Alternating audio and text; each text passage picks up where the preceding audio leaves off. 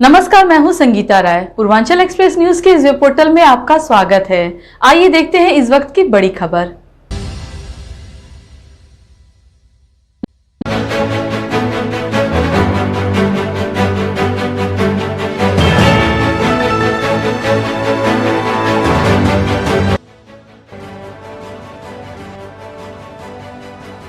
CM योगी ने गोंडा व आजमगढ़ में की कोविड-19 के रोकथाम के उपायों की समीक्षा, अधिकारियों को दी हिदायत। मुख्यमंत्री योगी आदित्यनाथ ने सोमवार को गोंडा व आजमगढ़ का दौरा किया। इस दौरान उन्होंने मेडिकल कॉलेज व गांवों का निरीक्षण किया। सीएम ने अधिकारियों के साथ मंडलीय समीक्षा की। इस दौरान उन्होंने कोरोना की तीसरी लहर रोकने के लिए की गई तैयारियों का भी जायजा लिया। मुख्यमंत्री योगी आदित्यनाथ ने सोमवार को गोंडा जनपद के बाद आजमगढ़ का दौरा किया। इस दौरान वे जहां मेडिकल कॉलेज गए व बिजौरा गांव का निरीक्षण किए, वहीं अधिकारियों के साथ बैठक कर कोविड-19 संक्रमण के प्रभावी नियंत्रण के लिए किए गए उपायों और कोरोना की तीसरी लहर को रोकने की तैयारियों की समीक्षा की। मुख्यमंत्री कोरोना संक्रमित के उपचार व टेस्टिंग को गंभीरता से लेने की हिदायत दी। मुख्यमंत्री योगी आदित्यनाथ अपराह्न करीब 2 बजे आजमगढ़ पुलिस लाइन पहुंचे। यहाँ सीएम की सुरक्षा में बड़ी चूक दिखी। सीएम का हेलीकॉप्टर जिस समय लैंड कर रहा था, उसी समय हेलीपैड पर गाय पहुँच गई। गाय के स्वयं भाग जाने से बड़ी दुर्घटना टल गई। सीएम योगी ने पुलिस लाइन परिसर में ही कार्यकर्ताओं से मुलाकात की। इसके बाद जीजीआईसी में बने कोविड कमांड कंट्रोल सेंटर का निरीक्षण किया, फिर सर्किट हाउस के लिए रवाना हो गए। सर्किट हाउस से वे सीधे बिजौरा गांव पहुंचे। यहां उन्होंने निरीक्षण कर व्यवस्थाएं देखी। इस दौरान कोरोना प्रोटोकॉल का पालन करते हुए सीएम ने कुछ लोगों से बातचीत भी। इसके बाद सीएम राजकीय मेडिकल कॉलेज एवं सुपर स्पेशलिटी अस्पताल चक्रपानपुर पहुंचे। यहाँ नॉन कोविड वार्ड के निरीक्षण के बाद उन्होंने अधिकारियों के साथ बैठक कर कोविड-19 संक्रमण के उपचार व संक्रमण से बचाव व तीसरी लहर रोकने के लिए किए गए इंतजाम की मंडलीय समीक्षा की। अधिकारियों को उपचार व टेस्टिंग पर विशेष फोकस का निर्देश दिया। इसके पूर्व मुख्यमंत्री ने गोंडा जनपद का निरीक्षण किया। गोंडा में भी उन्होंने integrated command and control centre का निरीक्षण किया। गाँव में जाकर कोरोना संक्रमित व्यक्तियों की पहचान के लिए चलाए जा रहे विशेष जाँच अभियान की असलियत देखी। उन्होंने अधिकारियों को निर्देश दिया कि कोविड-19 के नियंत्रण के लिए चलाए जा रहे अभियानों में किसी तरह की लापरवाही न बरते। लापरवाही मिलने पर सख्त कार्रवाई की चेतावनी दी। कोरोना महामारी के खिलाफ जो सबसे बड़ा हमारा हथियार है वह मास्क है और 2 गज की दूरी है। हमें प्रत्येक व्यक्ति को कहना चाहिए, व्यापक पैमाने पर जागरूकता पैदा करनी होगी कि हाई रिस्क कैटेगरी से जुड़े वे लोग बाहर न निकलें, वे लोग घर के अंदर रहें, जिनमें 60 साल से ऊपर के लोग, 10 वर्ष से नीचे के बच्चे, गर्भवती महिलाएं, कमजोर इम्यूनिटी से जुड़े हुए लोग,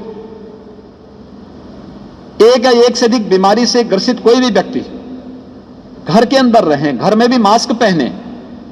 शेष अन्य लोगों को बाहर निकलने की आवश्यकता जब जरूरी हो तभी आए, लेकिन मास्क जरूर पहने।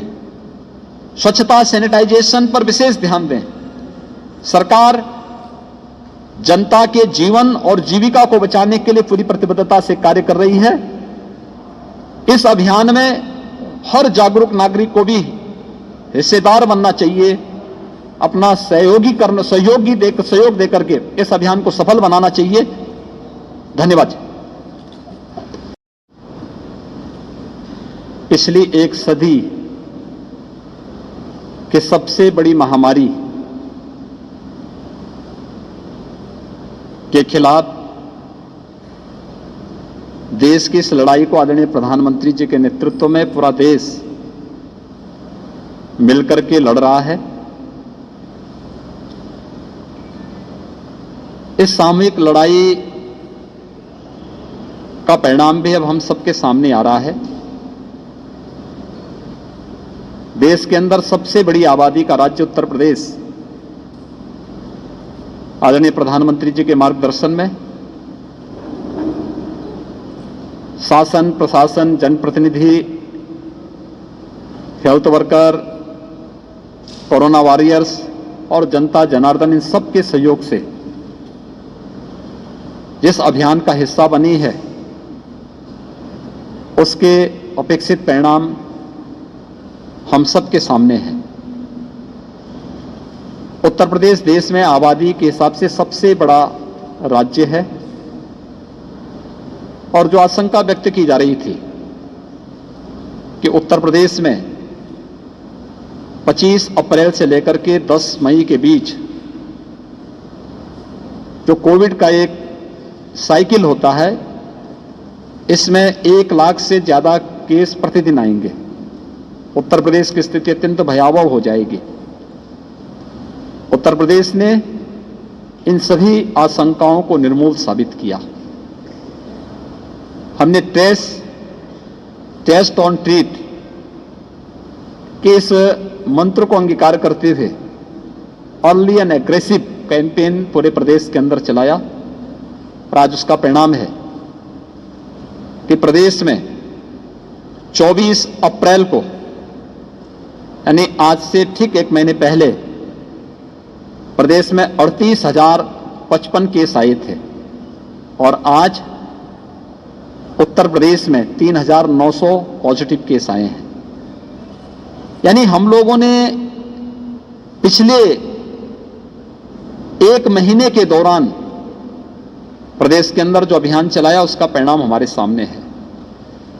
जबकि टेस्ट की क्षमता पहले से दुगनी हुई है। 24 अप्रैल के आसपास हमारी जो टेस्ट क्षमता थी वह 2 लाख से 2.25 लाख थी। आज प्रदेश के अंदर टेस्ट की क्षमता, आज हमने जो टेस्ट किए 3,26,000 टेस्ट किए हैं। ऐसे ही प्रदेश के बारे में, एक्टिव केस के बारे में कहा जाता था कि प्रदेश में एक्टिव केस की संख्या बढ़कर के कई लाख पहुंच जाएगी।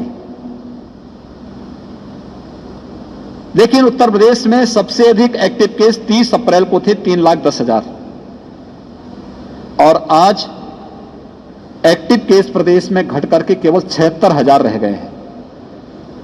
यानी हमारा जो अभियान है वो सफलतापूर्वक आगे चल रहा है। कोरोना का पहला केस जब 2020 में आया था तब प्रदेश में टेस्टिंग क्षमता नहीं थी। हमने जो सैंपल दिए थे उस समय वह NIV पुणे भेजे थे। हमारे पास उपचार की सुविधा नहीं थी। हमने पेशेंट को सफदरजंग हॉस्पिटल दिल्ली भेजा था। आज हमारे पास 3,26,000 टेस्ट आज हम लोगों ने किए हैं। आज प्रदेश में 80,000 आइसोलेशन और ICU के बेड्स मौजूद हैं। प्रदेश ने अब तक 4,67,00,000 से अधिक टेस्ट किए हैं। प्रदेश के अंदर सेकेंड वेव में मैक्सिमम जो पॉजिटिविटी थी वह लगभग 17% तक पहुंची थी, आज वह 2 के आसपास आ गई है। रिकवरी हमारी 94% से अधिक है।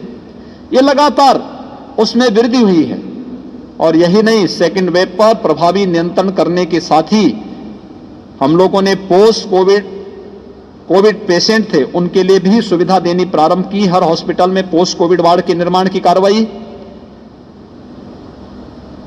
उनके मुफ्त में उपचार की व्यवस्था, ये सभी कार्रवाई प्रदेश के अंदर सफलतापूर्वक चल रही है। थर्ड वेव की आसन्न संकट को भी ध्यान में रख करके हमारी तैयारी अभी से प्रारंभ हुई है।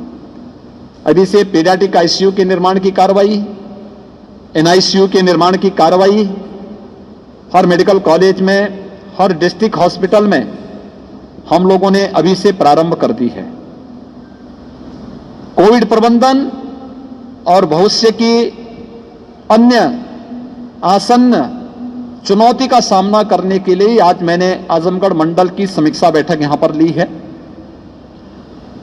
यहां पे तीनों जनपद के, मंडल के तीनों जनपदों के जिला प्रशासन ने, हेल्थ वर्कर ने, कोरोना वॉरियर्स ने, जागरूक जनप्रतिनिधियों ने पूरी ताकत के साथ इस समस्या का समाधान किया। और आज अगर हम इस जनपद और मंडल की बात देखें तो जहां पे पॉजिटिविटी रेट एक बार 14-15 के आसपास पहुंच गया था, आज घट करके 1 से नीचे आ चुका है। रिकवरी 94% से अधिक है। सेकेंड वेव में हमारे सामने संकट आया था ऑक्सीजन प्लांट, ऑक्सीजन की। आज हर जनपद को उत्तर प्रदेश के अंदर ऑक्सीजन में आत्मनिर्भर बनाने की दिशा में ऑक्सीजन प्लांट स्थापित किए जा रहे हैं। हम प्रदेश के अंदर 377 से अधिक ऑक्सीजन प्लांट स्थापित करने जा रहे हैं और इस जनपद में भी और इस कमिश्नरी में भी 15 नए ऑक्सीजन प्लांट हमने प्रस्तावित किए हैं, जो मेडिकल कॉलेजेस में, मेडिकल कॉलेज में, डिस्ट्रिक्ट हॉस्पिटल्स में, CSCs में, जिन्हें स्थापित करने का कार्य यहां पर किया जाएगा।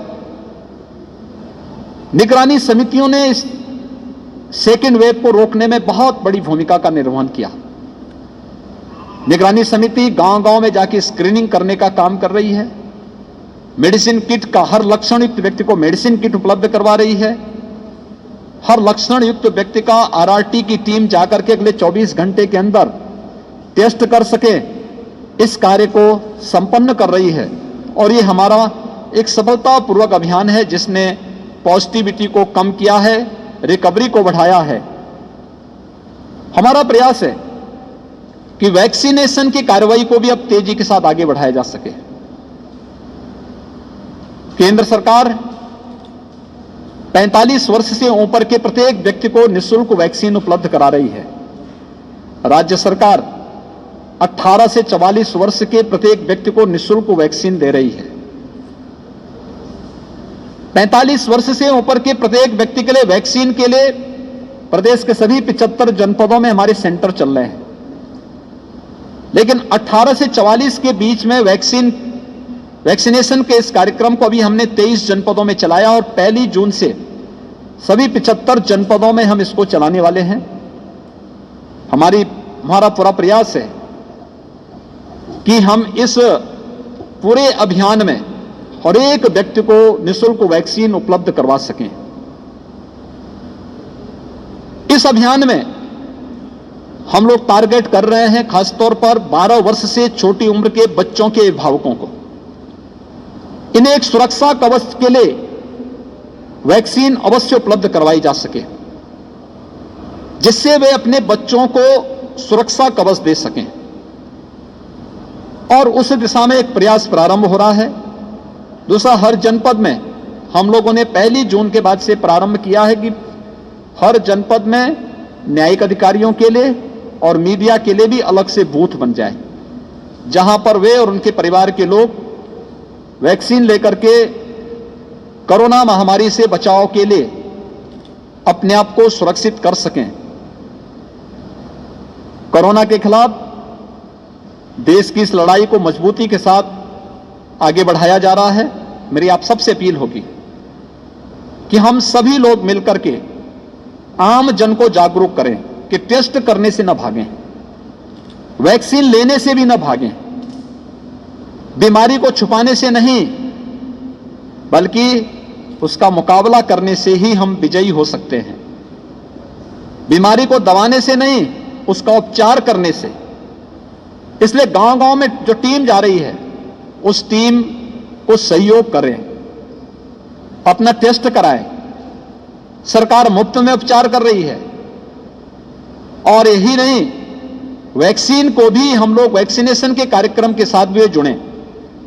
गांव-गांव में जन सुनवाई केंद्र जो CSC हैं हमारे, कॉमन सर्विस सेंटर, उन सभी को हम लोग रजिस्ट्रेशन की प्रक्रिया के साथ जोड़ रहे हैं।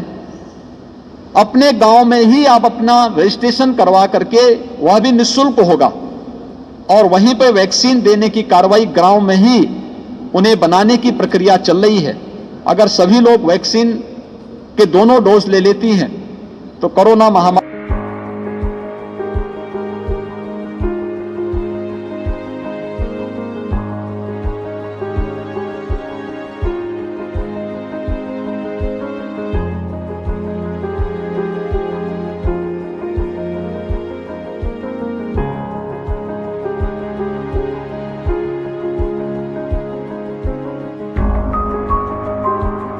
हमारी खबर पसंद आई हो तो हमारे चैनल को लाइक, सब्सक्राइब और शेयर जरूर करिए।